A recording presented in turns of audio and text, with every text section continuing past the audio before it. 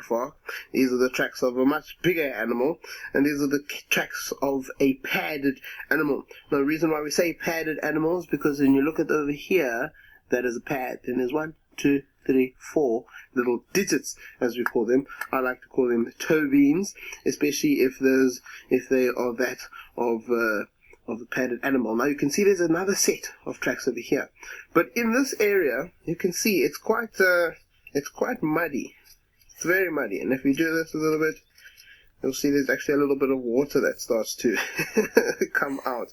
So it makes it very easy to see such tracks. And this is why it's also nice to come out after a little bit of rain. It's been raining Sunday the entire day. It rained yesterday most of the day. And, you know, there's very little movement around. Obviously a couple of vehicle tracks around. And lots of antelope. But in terms of looking for predator tracks, it's probably the best time to actually look. It's like a clean newspaper, as we say. Then we have a look at the track over here, which is almost pretty much invisible to the eye, unless you add a teensy little bit of light. There you can see.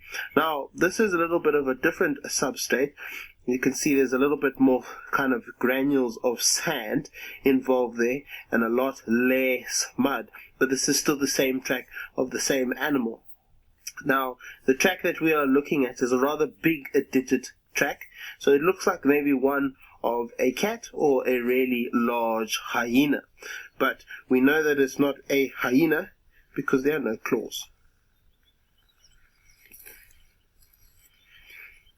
Holly, that's a good question. When the ground is wet like this, it's actually, in my opinion, slightly easier to tell than when the ground is dry. The reason why is because sometimes when it's wet, you can make a mark over there. You can see kind of where the animal has picked this up, you know, and you can see that there. So there's a bit of mud that's stuck to the underside of said track, but we can see you can see the W here, lobe, and kind of just a little bit offset. So this is a lion. Now, at 13 centimeters long, it's fair to say that this could be one of the male lions. And usually when you also look at big male lions, you look at their front paws, it's also a little bit funny shaped.